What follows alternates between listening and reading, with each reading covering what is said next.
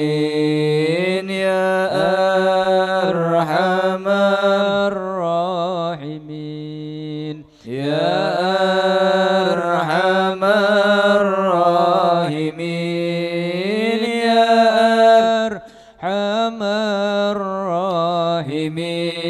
الراحمين فرج على المسلمين يا ربنا يا مجيب أنت السميع القريب ذاك الوسيع الرحيم فانظر إلى المؤمنين يا أرحم الراحمين يا أرحم الراحمين يا أرحم الراحمين فرج على المسلمين نظرة تزيل العناء وتدني المنى منا وكل الهناء نطاه في كل حين أرحم الراحمين يا أرحم الراحمين يا أرحم الراحمين فرج على المسلمين سلك بجاه الجدود ولي يقيم الحدود فينا ويكفي الحسود ويدفع الظالمين يا أرحم الراحمين يا أرحم الراحمين يا أرحم الراحمين فرج على المسلمين يزيل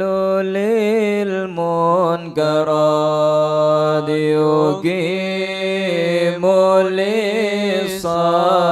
للصلوات يأمر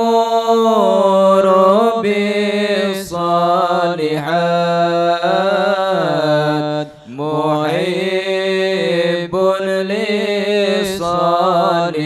للصالحين يا أرحم الراحمين يا أرحم الراحمين يا أرحم الراحمين فرج على المسلمين يزيح كل الحرام يقهر كل الطغام يديل بين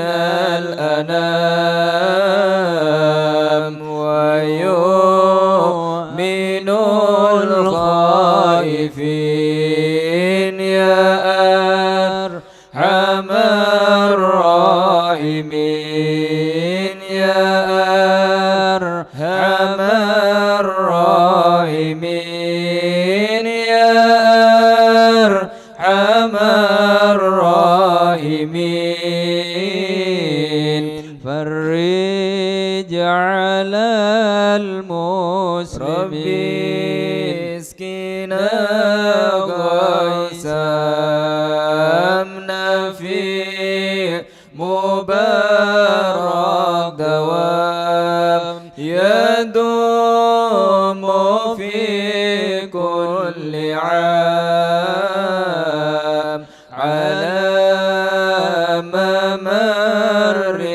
السنين يا أرحم الراحمين يا أرحم الراحمين يا أرحم الراحمين فرج على المسلمين الصلاة والسلام على شفيع الأنام والآل نعم الكرام والصحب والتابعين يا أرحم الراحمين يا أرحم الراحمين يا أرحم الراحمين فرج على المسلمين. بسم الله الرحمن الرحيم الحمد لله رب العالمين اللهم صل وسلم وبارك على سيدنا محمد عبدك ورسولك النبي الأمي وعلى آله وصحبه وسلم. بسم الله الرحمن الرحيم. نستفتح الجلسة مثل ما نواه أهلنا وأسلافنا وآباؤنا الصالحون. الله يدخل نياتنا في نياتهم وأعمالنا في أعمالهم على هذه النية وكل نية صالحة من الخيرات الدنيا والآخرة وإلى حضرة النبي محمد صلى الله عليه وسلم. الفاتحة. أعوذ بالله من الشيطان الرجيم. بسم الله الرحمن الرحيم. الحمد لله رب العالمين الرحمن الرحيم مالك يوم الدين إياك نعبد وإياك نستعين اهدنا الصراط المستقيم صراط الذين أنعمت عليهم غير المغضوب عليهم ولا الضالين آمين. بسم الله الرحمن الرحيم. Idza jaa ajaluhum la yastakhiruna sa'atan wa la yastaqdimun. Kalau sudah datang waktunya kematian, tidak bisa diundur, tidak bisa dimajukan. Mau kemanapun kita, mau sembunyi di dimanapun, kematian bakal datang menghampiri kita. Nah, salah satunya Al-Habib Umar bin Abdurrahman Al-Haddad. Insya Allah malam ini kemungkinan banyak yang tidak hadir karena takziah ke Lesan Puro, dan insya Allah acara ini kita percepat sedikit. Habib Asad juga sudah saya hubungi. Bagi yang bersedia, selesai acara kita bareng-bareng takziah ke Lesan Puro. Barusan kita dapat pemberitahuan ambulan sudah menuju ke rumah. Sebelumnya kita mulai, kita bacakan Fatihah dulu. الفاتحة إلى حضرة النبي محمد صلى الله عليه وسلم. الفاتحة إلى الإمام محمد بن عيسى المهاجر وفي المقدم محمد بن عبد العلوي والإمام عبد الرحمن سقاف. الفاتحة الإمام عمر بن عبد الرحمن الطشيري والإمام عبد الله بن علي الحداد. الفاتحة إلى الإمام حسين والإمام علي الحداد وأصولهم وفروعهم. الفاتحة لحبيب عبد الرحمن بن محمد بن علي الحداد والحبيب عمر بن محمد بن عبد الرحمن بن محمد بن علي الحداد وأصولهم وفروعهم وآباؤنا وأسلافنا وأجدادنا. أن الله يغفر لهم ويرحمهم وبركتهم وأسرارهم وأنوارهم. ربي فانفعنا ببركتهم ودين الحسنى بحرمتهم وأمتنا في طريقتهم ومعافاة من الفتن. وإلى حضرة النبي الفاتحة. أعوذ بالله من الشيطان الرجيم. بسم الله الرحمن الرحيم. الحمد لله رب العالمين الرحمن الرحيم مالك يوم الدين إياك نعبد وإياك نستعين اهدنا الصراط المستقيم صراط الذين أنعمت عليهم غير المغضوب عليهم ولا الضالين آمين. Dikatakan dalam satu riwayat, malaikat maut setiap hari, wallahu alam bisawab, insyaallah kalau anda tidak lupa, kurang lebih 70 kali menghadapi muka kita ini, dihadapi persis seperti ini. sambil menunggu perintah untuk mencabut nyawa itu tadi. Semoga kalau memang sudah datang waktunya kita, setelah dipanjangkan umur kita dalam sehat afiat, dalam ketaatan, di saat kita dicabut umur kita kembali kepada ya Rabb, ya Allah, ya Allah, ya Allah, ya husnul khatimah fi tarim ya Rabb. Saat dicabut umur kita dalam lagi berbuat kebaikan. Kita lagi berbuat ketaatan kepada Allah Ta'ala. Makanya ya ikhwani, hindari maksiat sekecil apapun. Karena kita tidak tahu, mungkin maksiat yang kecil tadi, di situ letak kemurkaan Allah. Dan ente menggampangkan dengan, mari ini jauh maaf, mari ini jauh ampun. Sebelum minta ampun, malaikat sudah ada di hadapan kita detik itu, jam itu, hari itu, dan dicabut nyawa kita. Na'udzubillahi min dzalik. Jangan sampai, semoga kita diwafatkan husnul khatimah. Ya. Fatihah yang kedua untuk anak salah satu anggota majelis yang sekarang lagi ada di rumah sakit, dua-duanya sakit. Ananda Afifah dan Ananda Lutfiyah. Bismillahirrahmanirrahim. Allahumma salli ala sayyidina tibbil qulub wa dawa'i wa afiyatul abdan wa shifa'i wa absar wa diya'i wa qutil arwah wa hidayah wa ala alihi wa sallam بنيات الشفاء والقبول بجاه سيد الرسول وإلى حضرة النبي محمد صلى الله عليه وسلم. الفاتحة. أعوذ بالله من الشيطان الرجيم. بسم الله الرحمن الرحيم. الحمد لله رب العالمين الرحمن الرحيم مالك يوم الدين إياك نعبد وإياك نستعين اهدنا الصراط المستقيم صراط الذين أنعمت عليهم غير المغضوب عليهم ولا الضالين آمين. Permintaan Fatihah yang ketiga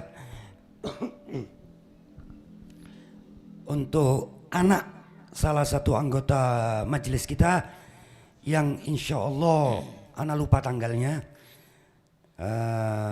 Anak beliau ini akan ujian PCM ke-37 tahun 2022. Insya Allah kita mengharap dengan berkahnya sholawat, dengan berkahnya Asmaul Husna, dengan berkahnya Rotib Al-Attas dan Raqib Al-Haddad, dengan berkahnya perkumpulan yang baik di mana didatangi oleh malaikat, insya Allah diterima dengan tanpa repot, dengan mudah dan tidak direpoti setelahnya. Amin.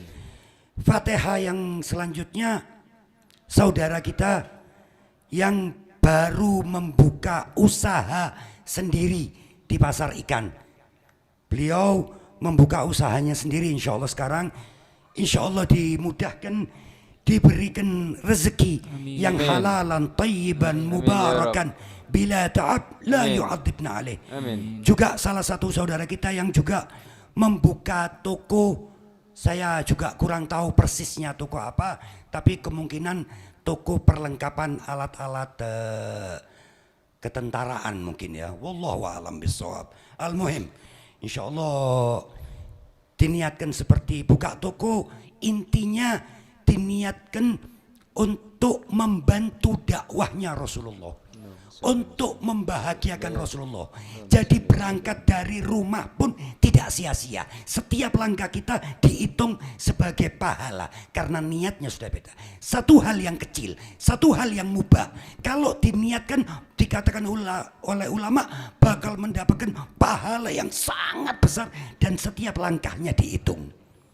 Nah, insya Allah dengan niat itu dimudahkan, mendapatkan juga rezeki yang kita semua, khususan kondisi yang seperti sekarang ini yang katanya COVID mulai lagi. Wallahu a'lam bishawab. Insya Allah kita semua sekeluarga dan muslimin dan muslimat dihindarkan dari semua itu.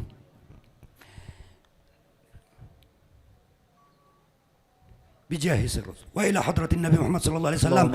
Al-Fatihah. Al-Fatihah. أعوذ بالله من الشيطان الرجيم بسم الله الرحمن الرحيم الحمد لله رب العالمين الرحمن الرحيم مالك يوم الدين إياك نعبد وإياك نستعين اهدنا الصراط المستقيم صراط الذين أنعمت عليهم غير المغضوب عليهم ولا الضالين آمين. بسم الله الرحمن الرحيم. بسم الله الرحمن الرحيم اللهم يا من له الحمد يا من له الحمد والثناء والجمال والبهاء والثناء أسألك برسولك الذي خصصته بالقربة والإدناء حتى كان قاب قوسين أو أدنى وأدعوك بأسمائك الحسنى امتثالا لقولك ولله الأسماء الحسنى فادعوه بها يا الله يا الله يا الله يا الله يا الله يا رحمن يا رحيم يا مالك يا قدوس يا سلام يا مؤمن يا مهيمن يا عزيز يا جبار يا متكبر يا خالق يا بارك يا مصور يا غفار يا قهار يا وهاب يا رزاق يا فتاح يا عليم يا قابض يا باسط يا خافض يا رافع يا معز يا مذل يا سميع يا بصير يا حكم يا عدل يا لطيف يا خبير يا حليم يا عظيم يا غفور يا شكور يا علي يا كبير يا حفيد يا مكيم يا حسيب يا جليل يا كريم يا رقيب يا مجيب يا واسع يا حكيم يا ودود يا مجيد يا باعث يا شهيد يا حق يا وكيل يا قوي يا متين يا ولي يا حميد يا محسن يا مبدع يا معيد يا محيي يا مميت يا حي يا قيوم يا واجد يا ماجد يا واحد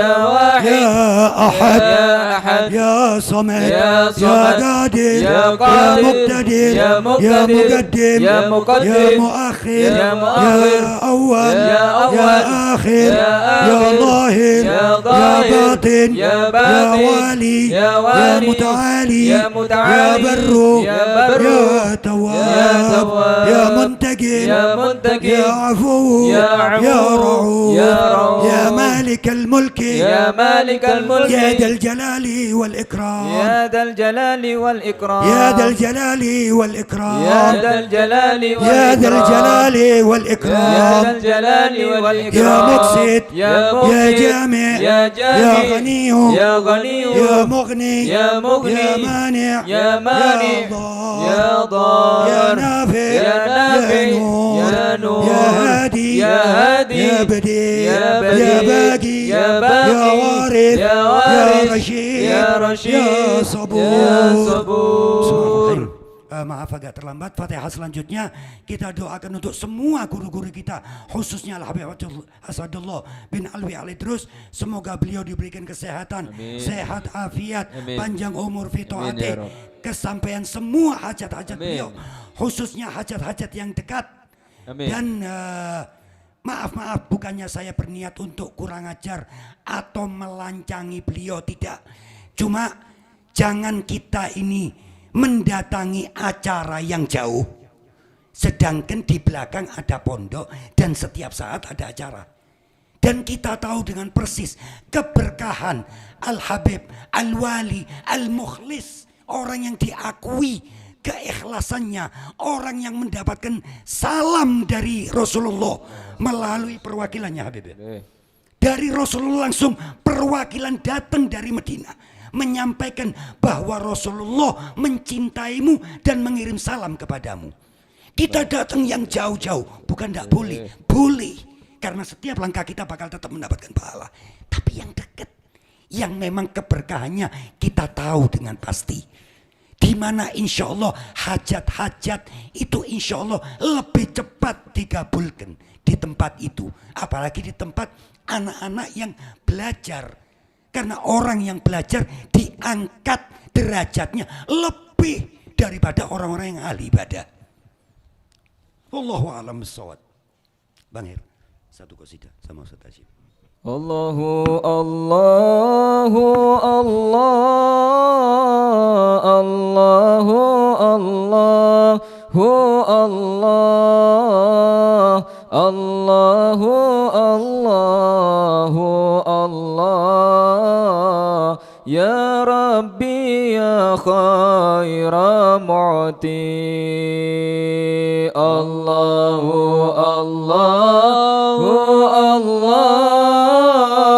Allahu Allahu Allah Allahu Allahu Allah Ya Rabbi ya khaira mu'ti Qad kafani ilmu Rabbi min su'ali wa ikhtiyari fadu'ai wa bdihali syahidun li biftiqari Allahu Allahu Allah Allahu Allahu Allah Allahu Allahu Allah Ya Rabbi ya khaira mu'ti falihada sirri ad'u fi asari wa asari ana abdun sara fakhri dimna fakri wa tirari Allahu Allahu Allah Allahu Allahu Allah Allahu Allahu Allah Ya Rabbi ya khaira mu'ti Ya qariban ya mujiban Ya aliman ya sami'an Qad ta'aqabtu bi'ajzi wa khudu'i wa inkisari Allahu Allahu Allah Allahu Allahu Allah Allahu Allahu Allah Ya Rabbi ya khaira mu'ti hajatan fi nafsi ya Rabb faqdiha ya khaira qadi wa ari sirri wa qalbi min ladaha wa shuwadi hajatan fi nafsi ya Rabb faqdiha ya khaira qadi wa ari sirri wa qalbi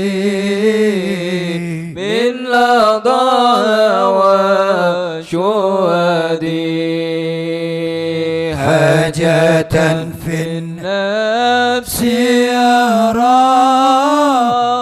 فاقضيها يا خير قضي وأري سري وقلبي من لظاها وشهدي الله الله الله الله الله الله الله الله يا ربي يا خير معطي. الفاتحة إلى حضرة النبي محمد صلى الله عليه وسلم. الفاتحة. أعوذ بالله من الشيطان الرجيم. بسم الله الرحمن الرحيم. الحمد لله رب العالمين الرحمن الرحيم مالك يوم الدين إياك نعبد وإياك نستعين اهدنا الصراط المستقيم صراط الذين أنعمت عليهم غير المغضوب عليهم ولا الضالين آمين.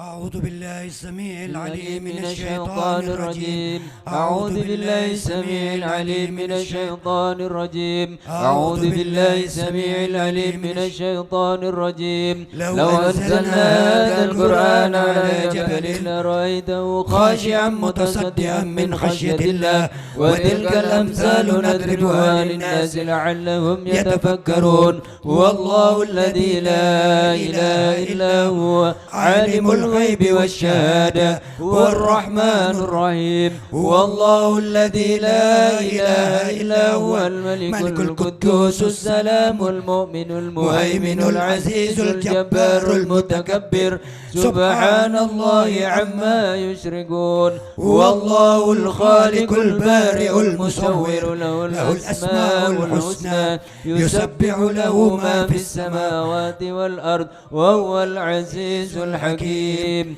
أعوذ بالله السميع العليم من الشيطان الرجيم. أعوذ بالله السميع العليم من الشيطان الرجيم. أعوذ بالله السميع العليم من الشيطان الرجيم. أعوذ بكلمات الله التامات من شر ما خلق. أعوذ بكلمات الله التامات من شر ما خلق. أعوذ بكلمات الله التامات من شر ما خلق. بسم الله الذي لا يضر مع اسمه شيء في الأرض ولا في السماء وهو السميع العليم. بسم الله الذي لا يضر مع اسمه شيء في الأرض ولا في السماء وهو السميع العليم. بسم الله الذي لا يضر مع اسمه شيء في الأرض ولا في السماء وهو السميع العليم. بسم الله الرحمن الرحيم. ولا حول ولا قوة إلا بالله العلي العظيم. بسم الله الرحمن الرحيم. ولا حول ولا قوة إلا بالله العلي العظيم. بسم الله الرحمن الرحيم. ولا حول ولا قوة إلا بالله العلي العظيم. بسم الله الرحمن الرحيم. ولا حول ولا قوة إلا بالله العلي العظيم. بسم الله الرحمن الرحيم. ولا حول ولا قوة إلا بالله العلي العظيم. بسم الله الرحمن الرحيم. ولا حول ولا قوة إلا بالله العلي العظيم. بسم الله الرحمن الرحيم. ولا حول ولا قوة إلا بالله العلي العظيم. بسم الله الرحمن الرحيم. ولا حول ولا قوة إلا بالله العلي العظيم. بسم الله الرحمن الرحيم. ولا حول ولا قوة إلا بالله العلي العظيم. بسم الله الرحمن الرحيم. ولا حول ولا قوة إلا بالله العلي العظيم. بسم الله الرحمن الرحيم. بسم الله الرحمن الرحيم.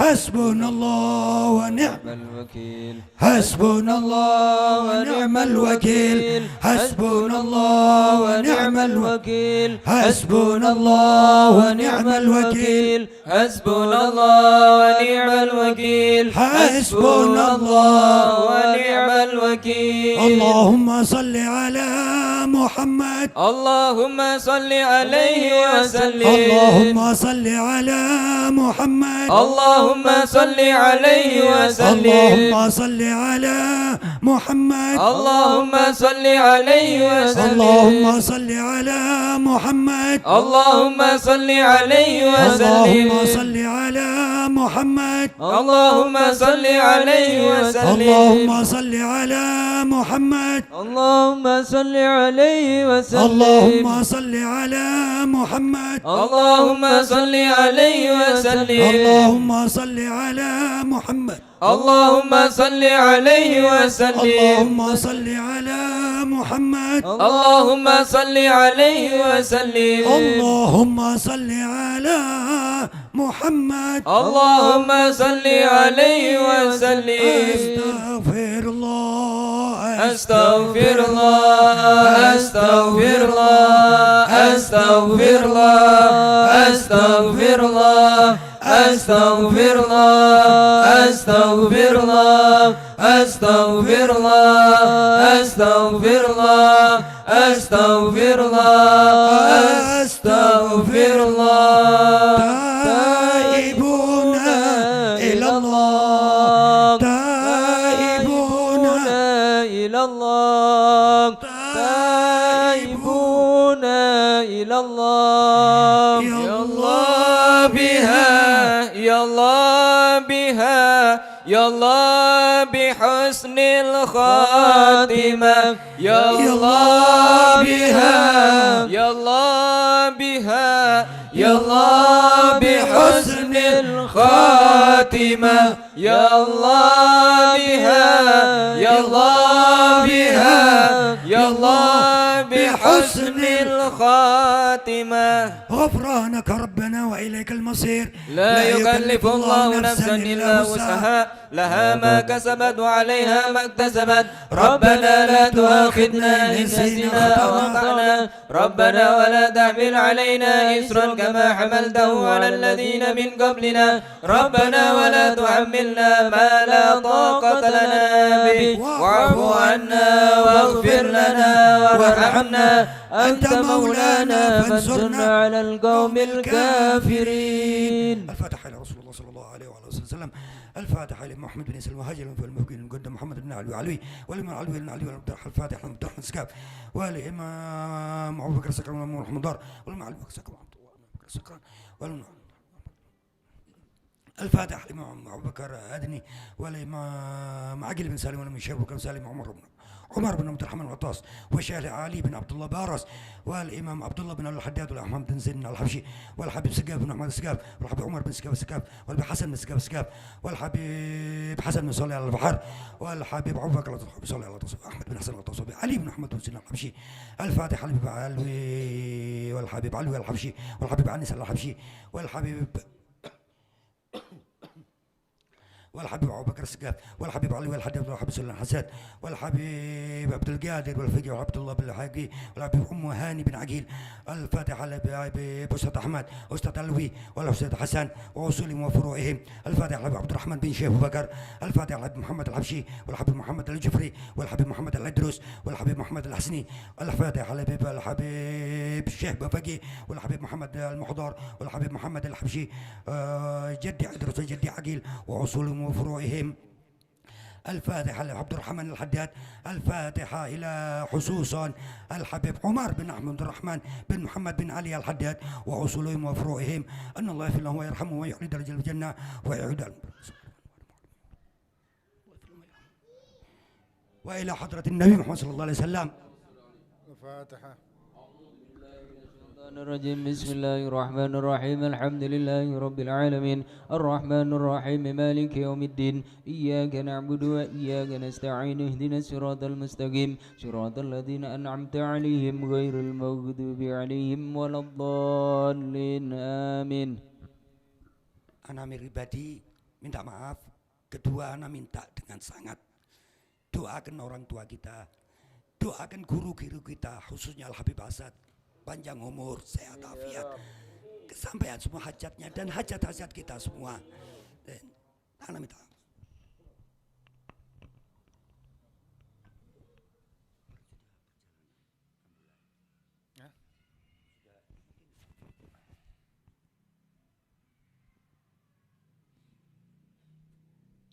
Bismillah. Assalamualaikum warahmatullahi wabarakatuh. Alhamdulillah. Wassalatu wassalamu ala rasulillah Sayyidina Muhammad bin Abdullah wa ala alihi wa sahbihi wa man wala amma ba'd. Walhamdulillah. Kita pada malam hari ini bersama-sama diberi kesempatan oleh Allah Subhanahu wa taala dalam pembacaan ratib, pembacaan doa munajah kepada Allah Subhanahu wa taala. Moga-moga apa yang kita laksanakan, apa yang kita amalkan diterima oleh Allah Subhanahu wa taala, dan moga-moga menjadikan tambahnya iman kita, tambahnya ketakwaan kita, tambahnya mahabbah cinta kita kepada Allah, cinta kita kepada Nabi kita Muhammad sallallahu alaihi wasallam, dan moga-moga kita semua nanti kelak di yaumil qiyamah bisa bersama-sama masuk ke dalam rombongan Nabi kita Muhammad sallallahu alaihi wasallam. Alhamdulillah, di majlis Ratib dan Asmaul Husna Syihabuddin kita memang malam hari ini kita tidak seperti biasanya karena kita akan takziah Al Habib Umar bin Abdurrahman Al Haddad. Mungkin sekilas tentang beliau yang bisa kita jadikan pelajaran buat kita juga dan motivasi. Yang Anda kenal beliau dan ayah beliau Al-Habib Abdurrahman itu punya satu keistimewaan, yaitu istiqomah. Karena kita tahu waktu kita kecil dulu sering kita hadir di tempat beliau, ayah beliau Al-Habib Abdurrahman almarhum di Tanjung situ, dan melaksanakan amaliyah salaf, pembacaan wirid, dzikir dan sebagainya, dan itu istiqomah. Dengan bacaannya istiqomah, acara istiqomah. Intinya beliau menerapkan keistiqomahan dalam thariqah Alawiyin, dan kemudian dilanjutkan oleh putra beliau oleh Habib Umar bin Abdurrahman ini dengan keistiqomahan, dan juga istiqomah hadir majlis-majlis ilmu dan salawat. Istiqomah ini penting. Bahkan dikatakan istiqamah itu khairu min alfi karamah, lebih baik dari 1000 kemuliaan atau 1000 kekeramatan, kemuliaan. Kenapa demikian? Dan kita kalau lihat para ulama kita, para habaib, para asatid, para guru-guru kita, mereka rata-rata mempunyai keistiqomahan yang lebih dari orang-orang yang lain. Ana ingat Al-Walid Al-Basair Habib Alwi juga dalam mengajar istiqomah, dalam taklim istiqomah, bahkan dalam menaruh kitab pun istiqomah. Jadi betul-betul mempunyai aturan. Keistiqomahan ini dilakukan di setiap sisi kehidupan beliau, bukan cuma di agama saja, bukan masalah ibadah saja, tapi juga masalah kehidupan sehari-hari. Naruh kitabnya itu pun istiqomah, naruhnya di mana, di mana. Kitab ini naruhnya di sini, kitab ini di sini. Bahkan ketika taklim pun, ketika mengajar, beliau berusaha untuk istiqomah, naruh kitab di mana, naruh jam meja, beliau pakai jam meja, jam mejanya di mana, dan jamnya mulai taklim dan jamnya selesai taklim juga istiqomah. Ini bukan hal yang mudah. Ada satu ungkapan atau satu cerita hikmah tentang istiqomah ini seperti apa. Ketika ada orang penjahit yang dia setiap selesai menjahit, jarumnya itu ditaruh di atas lemari, ditancapkan dengan posisi yang sama setiap hari. Jadi di atas, dia tidak kelihatan, cuma ditaruh gitu tok. Bertahun-tahun berlangsung seperti itu. Suatu ketika mati lampu, malam hari mati lampu, ada tetangganya datang minjem jarum. Dia segera mendatangi lemari, padahal ini mati lampu, mendatangi lemari tempat dia naruh jarum tadi, dengan sekali ayun tangannya itu langsung mendapatkan tanpa meraba-raba. Kenapa? Karena sudah istiqomah naruhnya di tempat itu dan posisinya sama. Seperti itulah keistimewaan ketika kita istiqomah.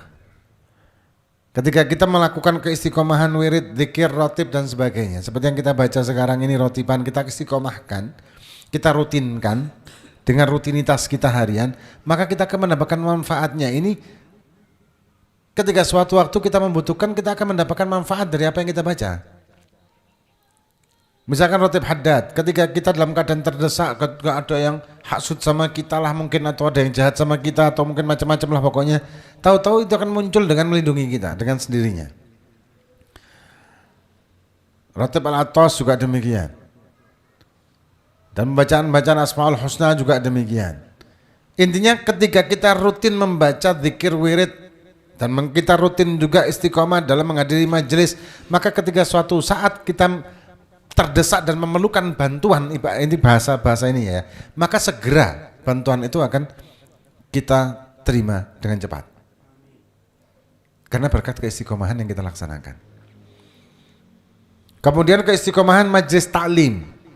Ketika kita hadir di majelis taklim ke sini, ke situ, kita hadir di majelis taklim istiqomah, suatu saat ketika kita mendapatkan permasalahan agama, permasalahan syariat, maka kita segera muncul di hati kita, benak kita, ingatan kita pernah taklim dengan misalkan masalah syurut wudu, maka segera muncul syurut wudu ini di benak kita karena kita istiqomah hadir majelis.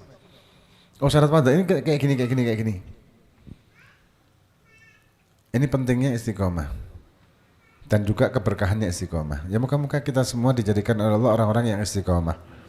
Sama dengan Habib Muhammad bin Syahab, murid daripada Habib Abu Bakar bin Muhammad As-Segaf ini, beliau istiqomahnya istimewa. Kayak contoh aja yang di pondok, hadir di Ahad Ponan pondok ini, sejak awal-awal kita mulai Ahad Ponan, bikin acara Ahad Ponan berapa puluh tahun yang lalu tuh ya, tahun berapa tuh lupa. Sampai akhir umur beliau tetap istiqomah hadir, mulai dari yang waktu itu di atas, kemudian pindah ke bawah, itu tetap Masya Allah. Tidak ada wali min auliyaillah kecuali punya istiqomah. Dan Habib Abdullah bin Abil Haddad juga memerintahkan kita, menyuruh kita untuk kita berdisiplin dengan keistiqomahan. Disiplin istiqomah itu sama ya.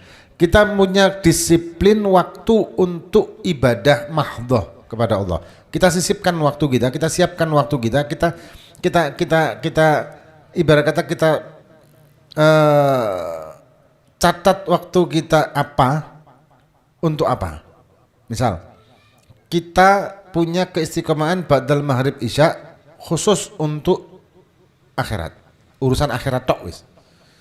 Kalau enggak taklim, zikir atau wirid. Udah, kita catat itu. Jadi kalau ada acara syuhul atau acara kerja atau apa yang maghrib isya, kita tunda ba'dal isya. Kita istiqomahkan maghrib isya tok untuk itu. 40 hari aja kita melakukan itu, maka kita akan mendapatkan hasilnya. Dunia loh, belum akhiratnya. 40 hari aja istiqomah ba'dal maghrib isya, tidak melakukan dunia, bahkan tidak nyetel TV, tidak ngurupno TV, tidak megang HP. Angel lagi. Ya, sengaja HP sing angel ya. Coba kita istiqomahkan, kita khususkan, kita fokuskan ke majelis taklim atau majelis zikir. Wis. Kalau tidak ada majelis taklim, kita bikin rotiban sama keluarga misalkan kalau kita tidak keluar. 40 hari aja. Istiqomahkan untuk ibadah tok dalam maghrib wal isya, tidak sampai 1 jam kan itu. Maka kita akan mendapatkan hasil dunia, belum akhiratnya. Dengan tahu-tahu mudahnya hidup kita, tahu-tahu berkahnya hidup kita, tahu-tahu lancarnya apa yang kita inginkan, tahu-tahu mudahnya apa yang kita harapkan. Ada aja lah pokoknya. Ini barokahnya istiqomah. Dan juga dengan keistiqomahan yang kita lakukan, lambat laun di hati ini yang dikuasai hawa nafsu di jiwa kita, itu lambat laun akan melemah. Dengan keistiqomahan, ibarat kata begini, orang kalau minum obat, istiqomah minum dengan jam dan waktu yang sama, maka akan mempercepat proses penyembuhan orang tersebut. Itu sudah medis kan seperti itu. Maka itu medis kan, apalagi kayak antibiotik lah misalkan. Antibiotik itu harus diminum dengan waktu dan dengan jam yang sama setiap hari. Misalkan sehari 3 kali, ya 3 kali itu dihitungnya jam berapa. Harus sampai habis, kan biasa gitu ya dokter ya, sampai habis. Kenapa kok demikian? Karena ketika dengan jam yang sama kita minum, kita teter obat, maka bisa menyegerakan kesembuhan dan bisa membunuh penyakit-penyakit bakteri-bakteri yang ada di tubuh kita. Begitu juga keistiqomahan. Kalau kita istiqomah dalam beribadah munajah kepada Allah dengan taklim maupun zikir maupun sholawat maupun hal yang lain, ibadah yang lain, maka lambat laun kita mampu melemahkan hawa nafsu. Kita teter dengan waktu yang sama akan melemahkan hawa nafsu. Dan untuk istiqomah ibadah itu susahnya luar biasa. Karena kembali lagi, karena hawa nafsu tidak kepingin kedesak. Hawa nafsu tidak ingin dia ini ditekan. Tidak ingin hawa nafsu itu dilemahkan. Maka dia memberontak ketika kita berusaha untuk istiqomah. Dia akan memberontak. Dia akan berusaha untuk mempengaruhi kita supaya malas istiqomah. 1, 2 hari, 3 hari, 4 hari, kadang-kadang 5 hari sudah mulai bosan. Keistiqomahannya mulai bosan. Padahal kalau kita teruskan dan kita lewatkan seperti itu, kita tabrak langsung, pokoknya kita lawan hawa nafsu ini, maka ketika kita sudah mencapai fase nikmat dalam istiqomah, maka kita malah susah dan sumpek kalau tidak melakukan keistiqomahan yang biasa kita lakukan. Para aulia, kayak contoh Walid ya, anak nyontohkan Walid karena anak hidup sama beliau jadi tahu sendiri begitu kan. Al-Walid ini keistiqomahan beliau adalah mengajar setiap hari. Ketika yang akhirnya beliau ini sakit, masuk rumah sakit, yang tidak boleh kemana-mana, dengan infusnya apa segala macam, beliau malah kayak orang sumpek. Hingga yang manggil keponakan beliau Habib Soleh Ali terus dipanggil baca kitab di rumah sakit. Baca kitab di rumah sakit. Jadi bukan terus tidak ngajar nyantai, wah ini masa libur nih, istirahat total. Di rumah sakit nyantai, enggak, malah sumpek enggak ngajar malah sumpek. Biasa ngajar kemana-mana, terus enggak ngajar, infus rumah sakit, akhirnya manggil ponakan beliau Habib Soleh baca kitab. Dan ada beberapa lagi kok nggak salah, lupa, baca kitab di rumah sakit, di kamar. Jadi kalau orang sudah mencapai fase nikmat dalam istiqomah, mandeknya itu sumpek. Nah, untuk mencapai fase nikmat ini butuh perjuangan. Karena hawa nafsu tidak ingin kita istiqomah. Maka dimunculkan rasa jenuh, rasa malas, rasa bosan, segala macam guys pokoknya. Tapi kalau kita mampu melawannya dan kita lewati, kita akan mendapatkan kenyamanan dan kenikmatan. Fase nikmat ini luar biasa. Orang nikmat sholat, orang nikmat zikir, orang nikmat istighosa, orang nikmat sholawat, itu nikmat yang tidak akan mampu diceritakan. Kenikmatan-kenikmatan yang tenggelam dalam ibadah itu tidak akan pernah mampu untuk diceritakan. Karena kenikmatan yang luar biasa. Kita mungkin mampu menceritakan nikmatnya makanan. Oh ini rujak dek ini rasanya, wah petisnya itu kerosok, kayak gitu kan bisa kan? Wah sambelnya anu.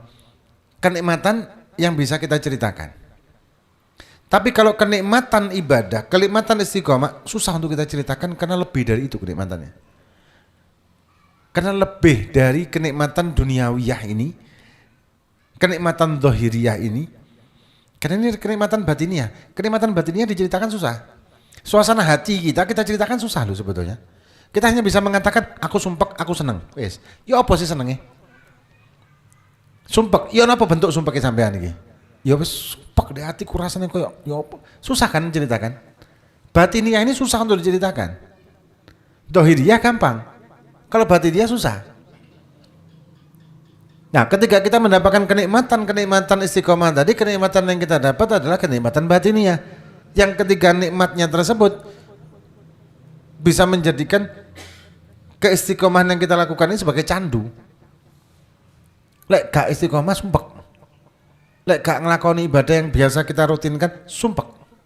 Lek gak rotipan sumpek. Lek gak zikiran sumpek. Itu fase-fase nikmat.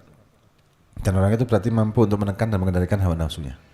Ya moga-moga kita semua yang hadir di sini diberikan oleh Allah Subhanahu wa taala keistiqomahan Dan moga-moga Allah Subhanahu wa taala memberikan kita manfaat zahir, manfaat batin dan tambahan iman dan juga tambahan ketakwaan, dan moga-moga kita semua yang hadir di sini layak untuk masuk ke dalam rombongan Nabi kita Muhammad sallallahu alaihi wasallam, dan moga-moga kita semua diakui oleh Nabi sebagai umatnya zahir batin dunia dan akhirat. Wallahu a'lam bishawab. Ini paling enak kayak gini, ini ada tanya jawab.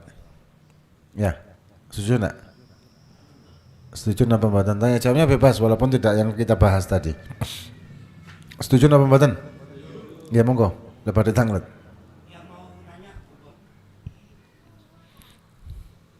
Jadi insya Allah setiap majelis kula termiliki kita buka tanya jawab. Yang bisa kita jawab, kita jawab.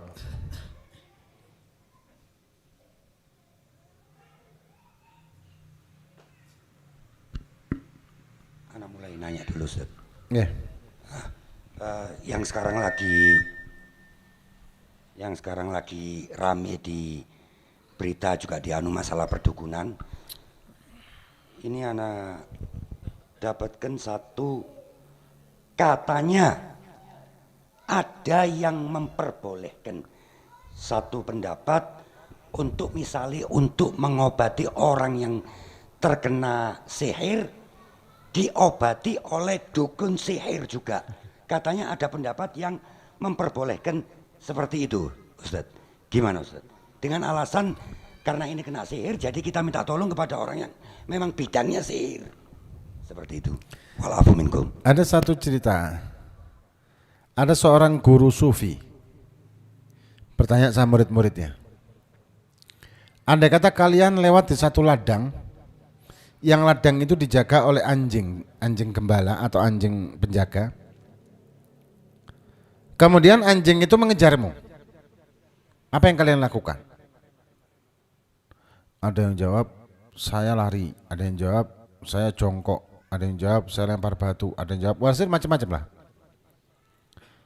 Guru tadi tersenyum dan mengatakan kalau itu yang Anda lakukan maka Anda menghabiskan umur. Karena setiap lewat situ pasti akan seperti itu. Terus apa yang harus kami lakukan? Panggil yang punya. Panggil yang punya anjing. Katakan, Pak, anjing sampean iki napa? Nakal. Pendablek. Anjing sampean ini tolong, saya mau lewat. Anjing sampean ini galak atau gimana gitu, kereng apa.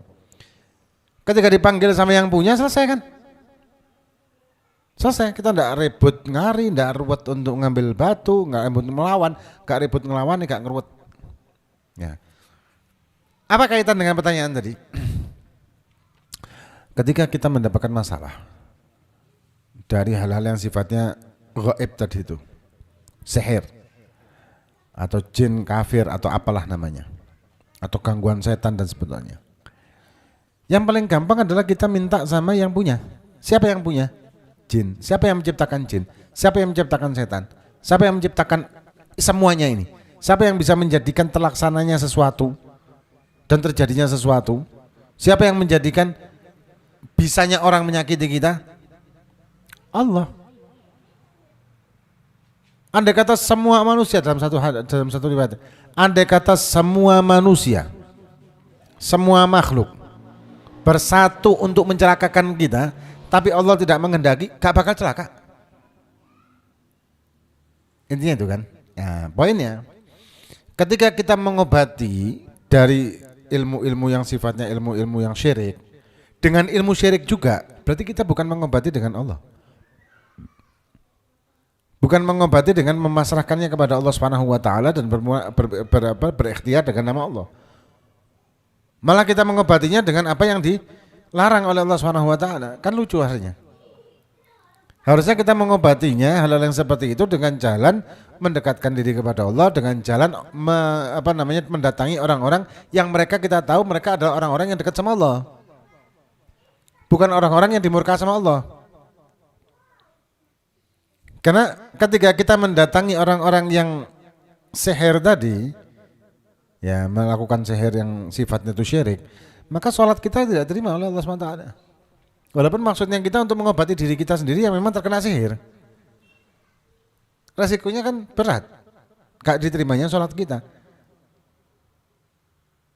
Nah, apakah tidak ada orang-orang yang dekat sama Allah yang bisa ngobatin dengan rotib lah, wirid lah, segala macam? Apa tidak ada? Tidak mungkin, tidak ada. Andai kata tidak ada yang mampu sama sekali sampai dia mati dengan sihir tersebut, gimana? Ya itu takdirnya sudah. Yang penting kita ikhtiar.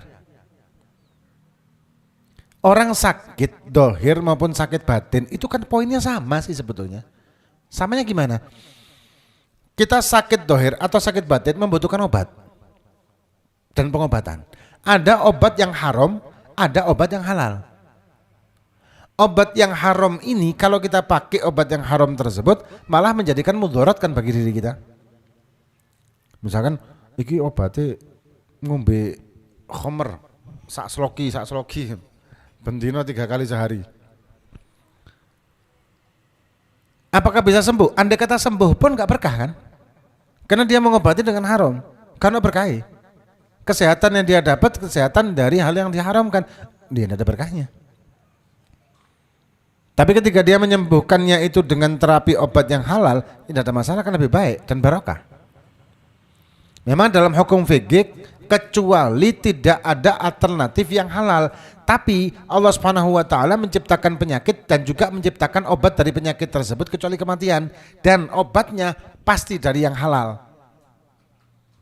Kalau kita meyakini itu, insya Allah kita tidak akan menemukan yang haram.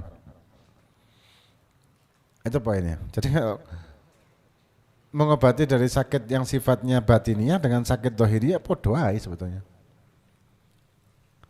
Nah, terus saya sudah mengobati, sudah ikhtiar begini begitu, terus ternyata tetap aja sih gak iso waras-waras sampai kita meninggal gimana? Ya sudah, mati syahid. Simple. Nah, orang kan kepingin sehat, kepingin panjang umur, iya ikhtiar. Ikhtiar dengan cara yang berkah, yang tidak melanggar syariat. Ketika dengan ikhtiar itu gagal, ya sudah memang waktunya, mau apa lagi? Mau gimana lagi? Mau waktu nih? Hah? Mau ditunda? Tidak bisa. Jolek menekat Israel sudah disogok. Tolong ngomong sampean tak anu kudu ben-ben ae sih, aku kepengin urip produk suwe titik. Kan bisa kan? Wallahu a'lam. Alhamdulillah, jazakum. Monggo satu pertanyaan lagi kalau ada. Yakin masa inti orang ini selama berapa bulan ini gak ada permasalahan sama sekali? Kalau memang kita semua sudah alim alama, setiap minggu gantian ngajar di sini, gak ada permasalahan berarti wis pinter kabeh. Monggo pertanyaan apapun, ojo engko lek wis selesai acara ngomong nang kene ana, itu betul. Mic-nya yang panjang. Oh ya, suaranya banter berarti. Minta penjelasan masalah lau anzalna makan kepala itu. Ya, itu ada di dalam kitab tafsir, ada riwayat itu. Riwayat ketika Nabi membacakan ayat tersebut, Nabi memegang keningnya. Ya, memegang keningnya. Ada di tafsir kalau tidak salah Bukhari atau apa, lupa tafsirnya. Tapi ada riwayat tentang itu. Jadi sunnah kita memegang kepala ketika membaca lau anzalna itu. Itu. Karena asbab nuzulnya ketika turun ayat itu beliau memegang kepalanya. Kalau nama kitabnya anda lupa. Ya, anda pernah baca nama kitabnya anda lupa. Jadi itu disunahkan. Ada lagi? Monggo. Fadhol. Bagaimana hukumnya seseorang mau belajar istiqomah? Contohnya, saya pernah ketika itu setiap jam 3 bangun, Isya tidak sholat Isyanya jam 3 nyambung ke tahajud. Suatu seketika atau kebablasan sampai subuh, kalau bisa sholat untuk Isya. Bagaimana hukum sholat Isya saya itu?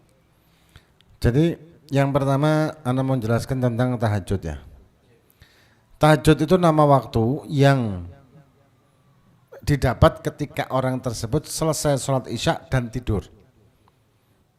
Bangun sebelum fajar, kapanpun, jam 1, jam 12, jam 11, kapanpun bangun, maka itu dinamakan waktu tahajud. Tapi kalau misalkan dia belum sholat isya, tidur, bangun jam 3 tadi contohnya, tadi bangun jam 3 dan sholat isya, maka itu bukan waktu tahajud. Jadi waktu tahajud itu setelah sholat isya tidur, bangun sebelum subuh, itu dinamakan waktu tahajud. Tapi kalau dia tidur sebelum sholat isya, bangun jam 1, jam 2, jam 3, kemudian sholat isya, bukan qadhaan, ini adaan berarti kan, dan itu bukan dinamakan waktu tahajud, tapi ya qiyamul lail biasa. Nah kemudian ada orang yang kebablasan waktunya sampai ba'dal fajar isya'nya. Kenapa? Karena ketiduran. Dilihat apakah dengan sengaja dia tidur itu dengan dia yakin kalau saya tidur maka bangunnya ba'da subuh. Kalau seperti itu maka hukumnya haram. Tapi kalau enggak ya enggak masalah, qadha tetap wajib qadha, tapi bila ithim, qadhanya enggak dosa. Cuman kalau ada orang istiqomah sholat isya'nya itu jam 3 setelah bangun, mending dirubah supaya dia dapat tahajud. Setelah sholat isya tidur, jam 3 bangun untuk tahajud. Ya, jadi dirubah. Keliru kalau misalkan tidur dulu kemudian isya'an. Harusnya isya'an dulu baru tidur. Harus dibalik. Jadi kalau sudah kadung istiqomah ya dibalik aja. Ya. Tinggal dibalik gitu. Ada lagi?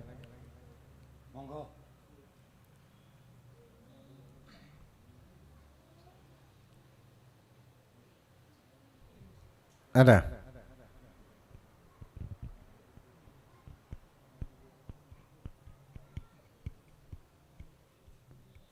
Kenapa tanya?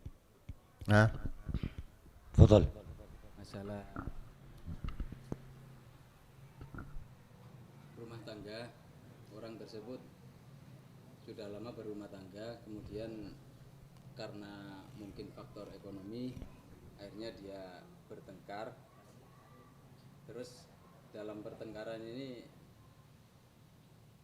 faktornya juga ada alasan, kata si salah satu suami istri ini yang laki tidak bertanggung jawab. Akhirnya si istri ini bahasanya ya bisa burik dan kabur untuk bekerja. Anak mau tanyakan kaburnya istri ini hukumnya seperti apa? Setelah itu sampai lama bertahun-tahun tidak ada kelanjutan. Si istri ini minta cerai. Ini proses cerainya gimana? yang pertama ketika suami tidak bertanggung jawabnya apa? Kadang-kadang masalah tanggung jawab di sini ini agak rancu. Ya, agak rancunya begini. Ada hal yang seharusnya itu bukan kewajiban suami dan hak istri, tapi dianggap itu sebagai kewajiban. Dan ketika tidak melakukannya maka dianggap tidak bertanggung jawab. Ini yang repot. Dalam hukum nikah ini kan banyak hal-hal yang terjadi di masyarakat salah kaprah. Hal yang wajib dianggap sunnah, yang sunnah dianggap wajib. Bahkan yang mubah pun dianggap wajib. Jadi kayak tidak jelas hukum-hukum dalam rumah tangga itu mana yang hak, mana yang kewajiban. Karena masing-masing suami punya hak kewajiban, istri juga punya hak dan kewajiban. Ya, dan tanggung jawab itu tanggung jawab apa dulu? Kalau misalnya tidak memberikan nafkah sama sekali memang dosa besar, tapi tidak ada tidak menjadikan alasan untuk kabur dari rumah. Ketika tidak memberikan nafkah belanja, itu tidak memberikan alasan untuk kabur dari rumah. Nah, ketika ada istri yang kabur dari rumah, itu maka dia masuk ke nuzus. Nuzus ini durhaka dan menentang suaminya, dan itu sholatnya bisa tidak diterima kan. Kemudian proses cerainya gimana? Proses cerainya tergantung si laki. Istri ini tidak punya hak untuk menceraikan.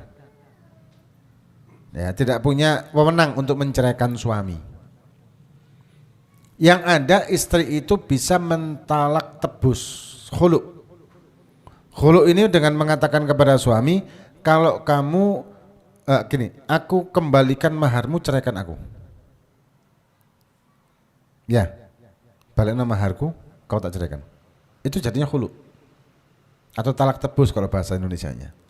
Nah, gugatan cerai di pengadilan bagaimana? Nah, gugatan cerai di pengadilan itu kalau si suami pernah mengucapkan talak yang ada di buku nikah. Yang di situ disebutkan selama 3 bulan ya kalau nggak salah ya. selama 3 bulan berturut-turut suami tidak memberikan nafkah, maka saya tidak memberikan nafkah, maka saya wakilkan kepada hakim begini. Intinya dia memberikan wakalah kepada hakim untuk memutuskan atau menjatuhkan talak karena tidak melakukan tidak mengasih nafkah selama sekian waktu yang ditentukan dengan taklik talak tadi. Maka ketika si suami pernah mengucapkan taklik talak, maka bisa jatuh talak dengan ini.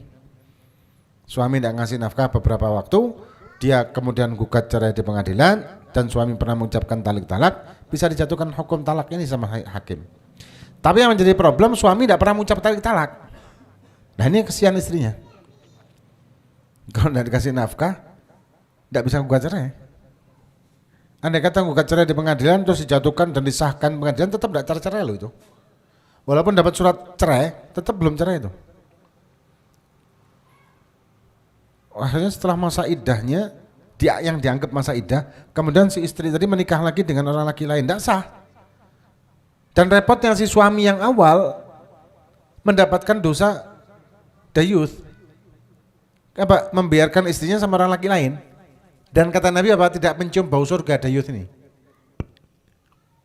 Dilema memang. Dilema dalam hal ini kebijakan suami. Kalau memang itu terjadi, istrinya sampai gugat cerai ke pengadilan, sedangkan dia tidak pernah mengucapkan taklik talak, gimana? Yus talakkan bisaan. Kalau si suami tidak mau, ya resikonya si istri ketika dia menikah lagi dengan laki lain yang dia anggap dia sudah terceraikan, padahal enggak, jadi dayuth kan? Dosa si suami. Ya apa? Si suami dosa karena dayuth. Kata Habib Zain bin Sabit, kalau kayak gitu posisinya ceraian pisan daripada ente dayuth. Insyaallah. Sedikit melanjutkan Ustaz dari pertanyaan tadi, secara ringkas saja Ustaz. Kewajiban suami terhadap istri ringkasnya, dan kewajiban istri kepada suami ringkasnya gimana, untuk menyingkat waktu juga. Kedua, apa yang tidak boleh dikerjakan oleh suami kepada istri, misalnya kekerasan, dan bagaimana hukum seorang istri yang, karena Anda pernah mendapatkan pertanyaan di luar kota waktu itu, istri ini ada beberapa yang mengajukan, wes ceraikan aku. Tapi maksudnya ceraikan di sini nih bukan niat untuk minta dicerai, tapi untuk mendapatkan perhatian dari suami, untuk menakut-nakuti suami. Nah, bagaimana hukum istri yang seperti itu, dan bagaimana hukum seorang laki yang maksudnya tidak melaksanakan kewajibannya? Walafu minkum. Kewajiban seorang suami itu banyak, sama dengan kewajiban istri juga demikian. Antara lain ya memberi nafkah zahir.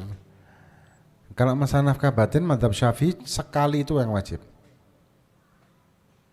Mazhab Syafi'i. Kalau mazhab Hambali memang ada, mazhab Malik ada beda-beda ya, ada beda-beda. Kemudian memberikan nafkah wajib ya makannya, dan itu pun ada minimal nafkah, tergantung dari si laki ini penghasilannya mu'sir, mu'tadil atau musir. Menengah atau ke bawah, atau miskin atau kaya gitu, atau menengah, kaya, menengah, miskin. Ada batas minimalnya. Kemudian juga memberikan pendidikan keagamaan, itu kewajiban suami, memberikan pengetahuan dan juga menjaga kehormatan dan lain sebagainya, termasuk memberikan tempat tinggal yang layak dan memberikan pembantu. Kalau si perempuan ini biasa dengan pembantu di rumahnya, maka wajib dikasih pembantu. Dan banyak lagi lah, macam-macam. Kewajiban istri adalah menjaga kehormatan keluarga, dirinya, anak-anaknya, dan merawat rumah tangganya dan bertanggung jawab atas rumahnya, atas harta suaminya dan seterusnya, dan juga amanah kepada suaminya, tidak berkhianat kepada suaminya dan lain sebagainya. Dan wajib untuk mentaati suami selama tidak dalam masalah yang diharamkan. Itu poin secara singkat, tapi yang pasti banyak di situ. Kemudian kalau suami tidak memberikan nafkah yang merupakan kewajibannya, maka dosa besar suami ini. Jadi suami tidak memberikan yang kewajibannya dia, maka hukumnya dosa-dosa besar. Atau membiarkan istrinya golek kerja dewe. Nah, si suami tidak kasih nafkah, si istri suruh nyari kerja sendiri. Dosa gede itu, dosa besar itu. Tanggung jawab dunia akhirat kalau itu nanti itu. Nah, kemudian apa hukum ketika istri suka mengatakan ceraikan aku, ceraikan aku? Ya kalau secara hukum syariatnya sebetulnya tidak ada sih hukum syariatnya, kecuali kalau misalkan itu membuat jengkel si suami dan bikin marah suami, maka bisa berdosa si istri tersebut. Kalau menuntut atau minta cerainya bukan permasalahan syariat. Kecuali kalau permasalahan syariat, maka tidak dosa si istri minta cerai. Tapi kalau masalah-masalah kayak hal yang sepele, kadang-kadang misalkan si suami telat pulang dari kerja padahal tidak mengapa-ngapain ya, karena telat mungkin macet, ngamuk terus langsung ceraikan aku, ya ini ngawur. Nah, memang kadang-kadang perempuan itu lebih mengutamakan perasaan daripada akal, dan itu kodratnya. Kodrat seorang ibu, karena merawat anak mulai dari kandungan sampai besar ini harus dengan perasaan, bukan dengan akal. Nah, dengan akal tidak mampu. Nah, tapi itu hikmahnya, cerai ini punya hak prerogatif dari suami. Jadi yang mengucapkan talak itu adalah suami, bukan istri. Kalau istri yang berhak mengucapkan talak, wis sampai dicerai balik-balik ya bojone. Salah ngomong titik cerai. Kok telat mulih cerai. Waduh. Maka itu untuk kalimat talak ini haknya suami, bukan haknya istri. Yang berhak untuk mengucapkan talak ini. Karena lebih mengutamakan akal kalau suami daripada perasaan. Kalau mengutamakan perasaan ya balik firak aja. Ada lagi? Ada Ustaz, pertanyaan dari perempuan. Ngerasani orang, baik itu orang yang dikenal atau tidak dikenal, akhirnya mereka menyadari bahwa itu dosa. Cara minta maafnya gimana? Padahal tidak kenal, misalnya tidak kenal. Anggap ngerasani Heru ini. Walaupun Heru memang berbuat seperti itu. Cuma ngerasani. Nah, cara minta maafnya gimana? Kalau seandainya tidak kenal, Ustaz. Sekarang pengertian dari ghibah itu sendiri. Ghibah ini atau gosip ghibah, yang diharamkan adalah membicarakan perihal saudara kita sesama muslim dengan omongan atau pembicaraan tentang dirinya yang dia tidak suka atau merasa malu atau tidak suka dengan pembicaraan tersebut, baik di kehadiran dia maupun tidak kehadiran dia. Kadang-kadang orang salah kaprah dengan ghibah itu berarti ngerasani orang yang tidak ada orangnya. Padahal ada hadirnya orang itu pun juga termasuk ghibah. Karena banyak kan kita kadang-kadang ngobrol ngerasani orang, apa membicarakan, aku gak ghibah loh, aku gak ngerasani iki ono wonge. Ya kan? Aku gak ngerasani loh, iki ono wonge. Ma aku ndek metu apa lewat dengar omahe gegeran bojone misalkan kita. Iki ono wonge, aku gak ngerasani lho iki. Padahal itu ngerasani. Ada orangnya, hadir orangnya, itu ngerasani juga. Karena pembicaraan ini pembicaraan yang dia akan malu atau tidak suka diungkap. Gitu. Nah terus bagaimana cara minta maafnya? Ya minta maaf kalau misalnya kita tahu itu orangnya. Kalau kita tidak tahu orangnya, ya minta ampun sama Allah sudah. Ya tobat sama Allah SWT kalau kita tidak tahu orangnya. Nah kalau misalkan ghibah itu adalah membicarakan kebaikan orang, mana tidak apa-apa untuk motivasi kita mungkin. Membicarakan perihal tentang aulia, sholihin, tentang perilakunya atau gimana, tidak masalah, malah bagus. Gitu. Dan ghibah itu ada zahir, ada batin juga loh. Kalau di dalam dunia tasawuf, ghibah batin itu juga pengaruh. Ngerasani orang dalam hati. Ini susah untuk kita jaga. Lek ngerasani dengan zahir, maksiat zahir itu gampang kita hentikan, kita cegah itu mudah. Lek maksiat batin angel kita cegah. Ya kan? Maksiat batin susah kita cegah. Sama dengan ketaatan. Ketaatan zahir itu gampang, ketaatan batin itu angel. Untuk kita lakukan. Padahal wajib, sama-sama wajibnya. Taat zahir, taat batin sama-sama wajibnya. Wallahu a'lam. Ada lagi?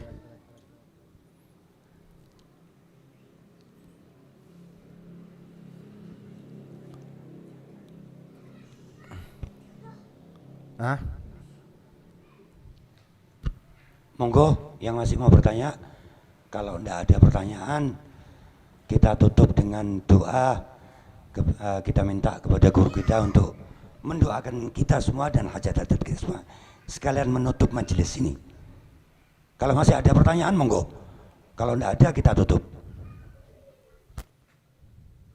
Ada?